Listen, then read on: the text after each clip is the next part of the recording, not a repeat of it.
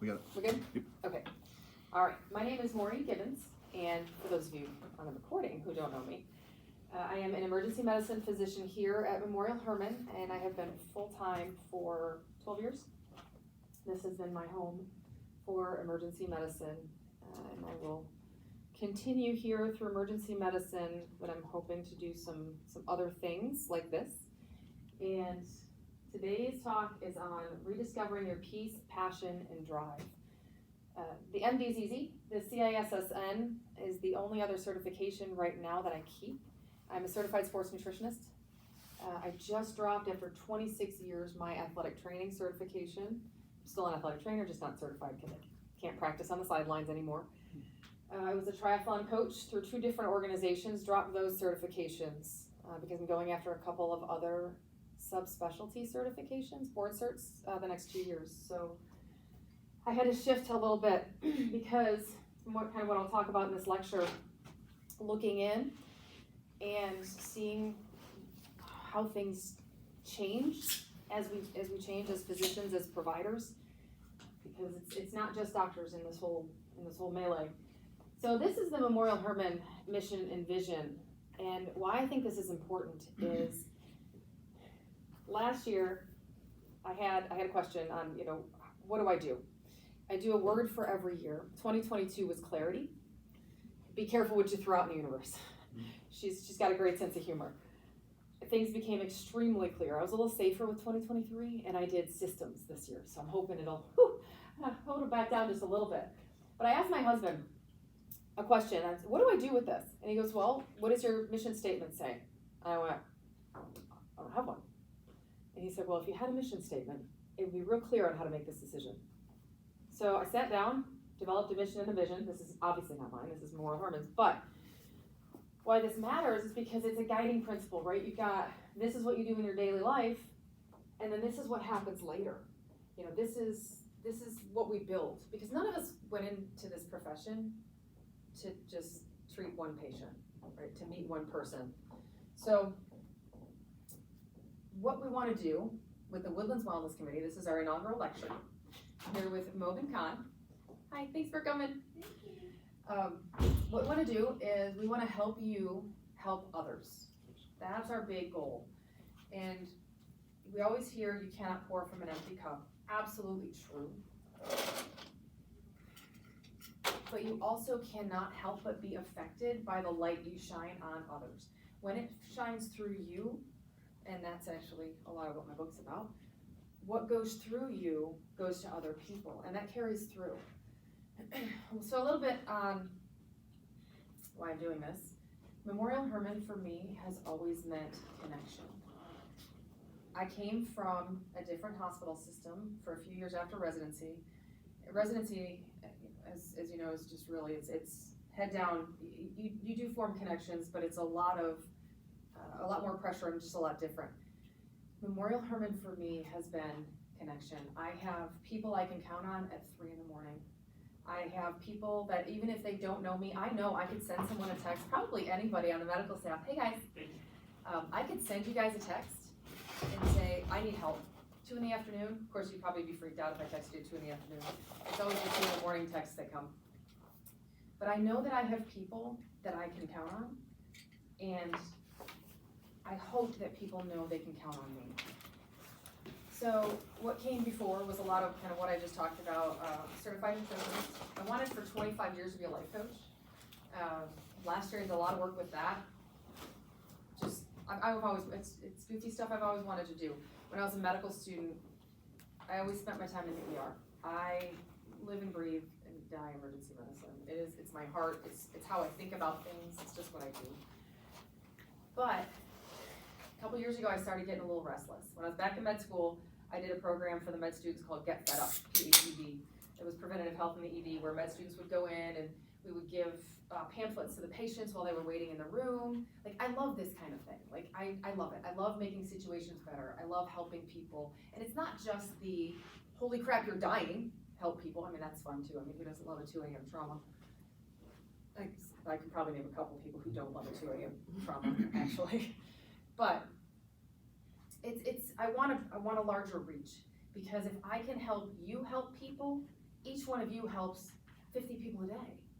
And then those patients go home and they're healthier, they're happier, they're not dead. That's a plus. But why now? Like I said, last year I do a word, those of you who just came in, I do a word for every year. 2022 was clarity. Like I said, be careful what you throw out in the universe. She's got a wicked sense of humor. And 2023 is systems. So now I'm trying to implement ways to help more people. So the talk is about rediscovering your peace, passion, and drive. Peace is a very hard thing for me to cultivate because you have to create some space to have peace. I don't often have space. I've spent 15 years in balls to the wall emergency medicine and trauma on nights, full time for most of it. And like I said, a couple years ago, I just started having this feeling of these other things that I like to do, I've got to get out there and do them. I've got to help providers, I've got to help people survive this. And then COVID showed up, and like I said, the universe has a wicked sense of humor because, you know, we made it through physically and mentally. So I just feel like we need more. We need more going forward. And I think I can help more than just helping in the ER. You know, I think I can just do more. So this is one of my favorite quotes. The ability to simplify means to eliminate the unnecessary so the necessary may speak. That's different for everybody. When I look at this picture, I took this picture, I see peace. I see breathing. I just see a little bit of space. That little bit of space, that just cracking open. And that's, you know, Mobin and I run the wellness committee. That's one of the things that I want to help people create. We had talked about, you know, a meditation room where you can go for just 5 minutes. My goal, and I've done this in practice with other people that I've coached, my goal is to literally have like a 90-second break, 10-second break, anything to let your brain just sit. Usually it's in the bathroom, I'll be honest. I mean, where else is it gonna happen? We're busy. But I've done this at the bedside with a dying patient. I've stopped, I put my hands on the bed, and I've just said, stop for just a second. And not stop the code, stop the trauma. It's just to stop your brain for a second. You need that space. And then it is so hard for me to cultivate because I want to do 100 things. I want to make this better and that better and fix this person and make this system better. I need to just stop and say, what is the process I need to do right now? So that's peace, right? And this is different for everybody. I don't know what peace is for you. That's what it is for me. And the best thing I can do is share my experience because, you know, the last slide it said we're better together. Especially through COVID, as providers, I feel like a lot of us felt alone. And we feel alone when we feel like there's nothing else. We feel alone. We feel isolated. And that's when we turn to things to sugarcoat that. One of my favorite speakers and authors, Michael Neal, I'll tone down his language a bit, but he talks about, you know, there's a diamond and it's covered in dog crap. And then there's nail polish, nail varnish on the dog crap. We have to stop putting nail varnish on the dog crap because the diamond is still in there. We just have to get rid of the dog crap. So the top 10 factors for job satisfaction. From a company perspective, we can't control any of that, right? I do believe, you know, I'm standing here in front of you because I believe that Memorial Hermann is solid. I believe that they have good intentions for their providers and for their staff. Appreciation for your work. We don't use Prescani anymore, but we're not even gonna go there. But it's that patient who says, thank you. Thank you for talking to me. Thank you for connecting. And that's one of the things in the ER that I've spent a lot of time, I think, cultivating is I can form a relationship with patients very quickly. If you know me and you've worked with me, you've seen me cry. Because I connect with those patients. The walkie-talkies that come in, and next thing you know, they're literally dying and telling me that I'm a DNR. I had a patient the other day at the freestanding. I'm in the plaza with the Dairy Queen. She says, I don't want anything done, I'm a DNR. I'm like, all right, well, if this goes south, I'll hold your hand and I'll let you go. But I don't think that's gonna happen today. because that's the thing that I do with patients. No patient of mine dies alone if I can help it. That's appreciation. That's a patient that sits there and says, thank you for being here with me. And of course, during COVID, that was different because sometimes I was the only person that could be there with them. So, and that's just kind of how I roll. And I'll tell my nurses, like, if I have to go see another patient, you know, in the ER or whatever, stay with the patient because no one dies alone. You know, they're at their most vulnerable. It's like a good golf shot. You know, I used to golf. I don't golf anymore, but you can have 18 holes of crap. You get that one good shot, and you're coming back. But that's why we do this, right? That's the appreciation. It's not the Press Ganey scores going up, although, sorry for that, I know it should be. But that's how they go up, is when our patients feel like we're connected, when our providers feel like we're connected, a good relationship. So the relationships, work-life balance, we'll get into that. Relationships with superiors, and I just laughed out loud. I probably should have done that. There's a reason for that though, because part of what brought me here was a fantastic talk I had with one of my superiors. And so your relationship with colleagues and superiors is key. Again, if we feel like we're alone, we fail, 100%. I had a talk in October with Mike Bubovich, and I went to him. We have a colleague, mutual colleague, that was going through a family situation, and I said to him, I need to drop a couple shifts because I need to spend more time at home with my child. I could not, it was very emotional, and it wasn't even my child going through this, it was our colleague's child, and I thought, I just can't. I work full-time nights. It's only 12 shifts, sure, but when it's 12 nights, it's 4 flip days. You lose that flip day, and I love nights. I won't ever go off of nights. I will work fewer shifts, but I will never go off of nights.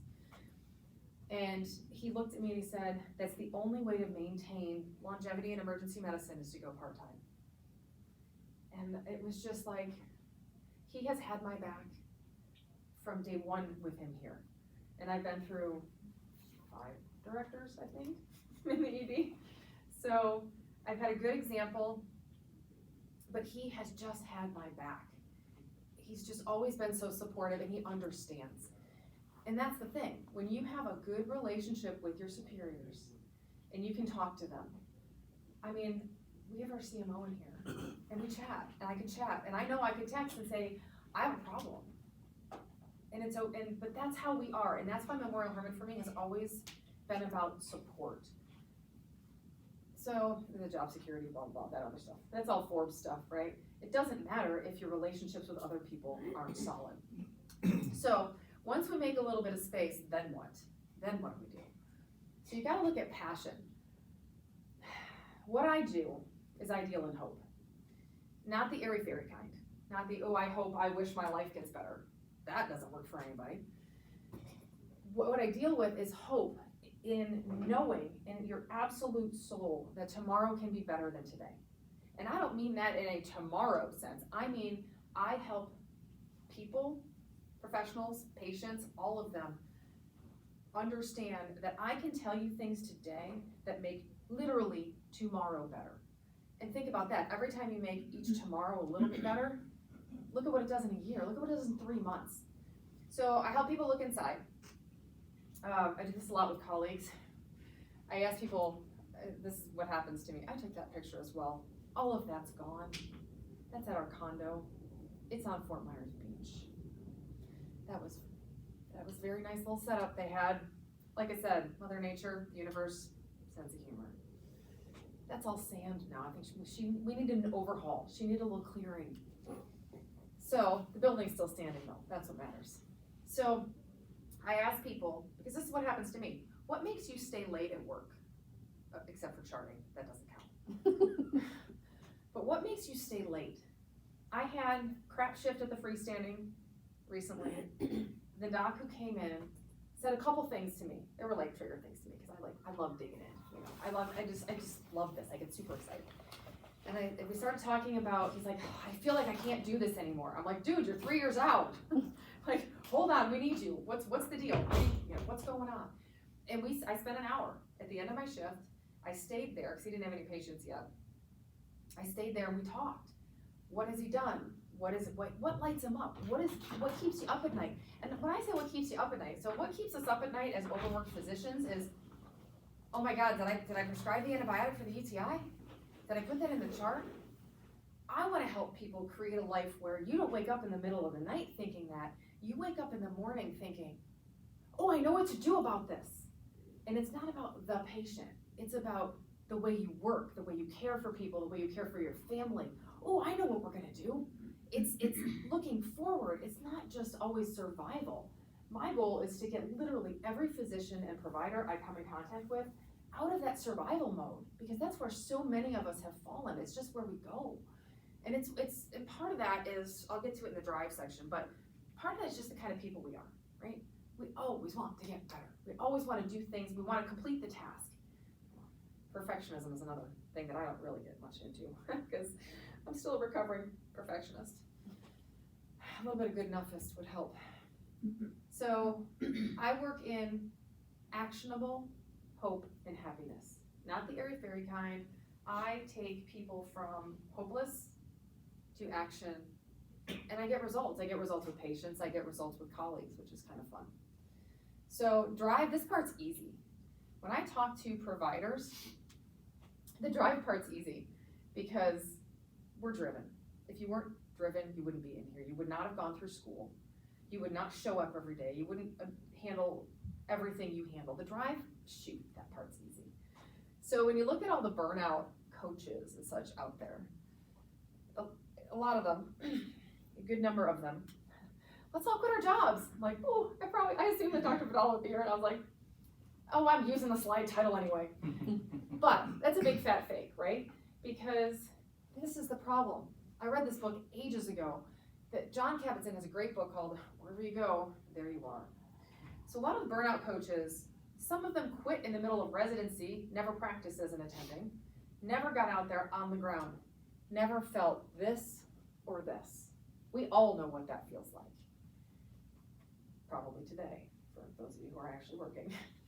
So realistically, first of all, we have a lot of debt.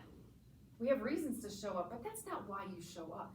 You show up because this is what you signed up for. This is a service profession. I mean, I joke about Press Ganey scores and patient satisfaction scores, but we are in this because we want to help people. Remember back in the day, you're applying for your school applications and you had to come up with essays that were different from the other applicants, right? This is so funny, like thinking back on this. Because realistically, we all just want to help people. That's it.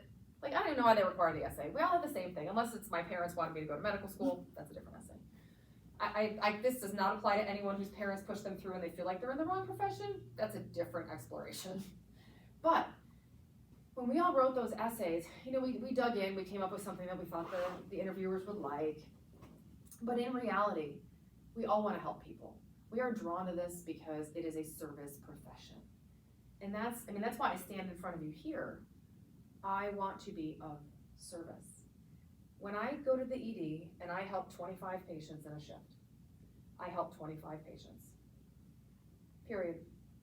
And yes, I do have an influence on their families. So, you know, I do 10 shifts a month, say, I help 25 patients, 250 patients a month. If I help you here, I help every patient that you help. I help every colleague that you say, hey, tomorrow can be better. I help more people. And that's my goal. That's my goal for starting the wellness committee. That's my goal for being a resource. I want to be the person that gets a random text from some random staff member that says, I don't know what the hell I'm doing with my life. Would you want to have coffee? That's what I want. So, you know, what's next? How do you make tomorrow better than today? I don't know what your dream job is. It could be the one you're doing right now, you just need to do it differently. It could be something completely different. But what I do know is that each and every one of us has the potential for success in a career and a life that they absolutely love. You know, we talk about work, there's no quote under there because that's mine. There's no author, it's me. What I do is I shine a light down dark hallways.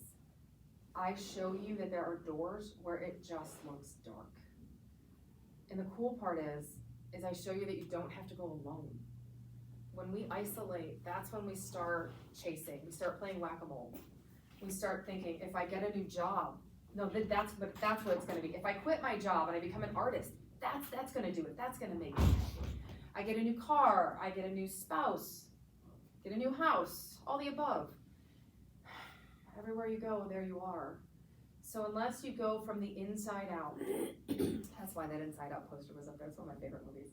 Unless you go from the inside out, everything you put from the outside in, whether it's food, whether it's alcohol, whether it's online, social media, work, whatever you put between you and your innate hidden wellness, you're well. We are all well. That's the key. That's my goal, is to teach people that we're okay, but you can't do it in isolation. So my goal is to walk with people down this hallway to make sure that they know. I want people to know they can text me at any time. I might not answer if I'm sleeping, but you can always text me. I'll get on a Zoom call, I'll get on a phone call, I'll talk to people, I'll explore. If anything, I deal in hope. I just help people realize there's a path out there for you that's perfect. And most often, it's doing the same job you've done. I'm reading a book that's actually by a physician coach who I did not go through. I didn't work with her or anything, but she's fantastic. She wrote a book compiling her success stories, and it's a bunch of different physicians, and it's called Made for More. One thing that I've seen in every physician that I've worked with is they feel guilty. I have the life I dreamed of applying to school. I have a family. I've got this perfect job. I do everything I wanted to do. I get to take care of people in the ED. I get to do whatever it is. I have the perfect job. Why? What's wrong with me? What's wrong with me? Why am I unhappy? And every one of those doctors in there feels the same way. Every person I've worked with feels the same way. What am I missing? I have the perfect job. I make a lot of money. I'm paying my student loans without a problem. I've paid off my student loans. What's wrong with me? Nothing's wrong with you. We're driven people. And sometimes when you feel like you're not having the influence or you're not connecting, right? That hidden wellness isn't connecting with the people that you feel you could. That's the restlessness. And I started to feel that myself a couple years ago. When I first started working with the wellness committee, I thought, gosh, I gotta get this out there. I gotta get this out there. And it just wouldn't stop. And fortunately / unfortunately, once you find how you're gonna treat your patients differently, how you're gonna change your office documentation, how you're going to, I don't know. I don't know if it's a hobby. I don't know if it's a change in the way, you work out, you change your activities. I don't know. It's a super individual thing, and I can't say, oh, everyone needs to meditate for 3 minutes every morning. I don't know. 3 minutes would be a stretch for me, I'll be honest. Not the best meditator. Shocker, I'm sure. But it's something different for everybody, and it's okay that you feel restless. It's okay that you want to make your life better, even though it's freaking awesome the way it is. That's what I do, is I just help people dig in, help them try to make it better. So there's my cell phone. Text me, call me, I'll call you back, I promise. And I plan for some time to hang out if people have questions after. Make sure you grab a book before you go. And that's it.